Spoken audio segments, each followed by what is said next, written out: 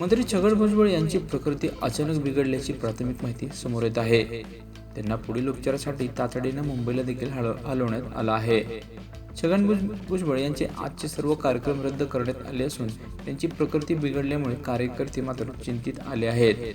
मिळालेल्या प्राथमिक माहितीनुसार आज सकाळी छगन भुजबळ यांच्या पोटात दुखू लागले. त्यामुळे नाशिक येथील एका खासगी रुग्णालयात सिटी स्कॅन आणि अन्य काही तपासण्या करण्यात आल्या होत्या. पण छगन भुजबळ यांची प्रकृती आणखी खालावल्यामुळे त्यांना अधिक उपचारासाठी मुंबईला देखील रवाना करण्यात आला आहे.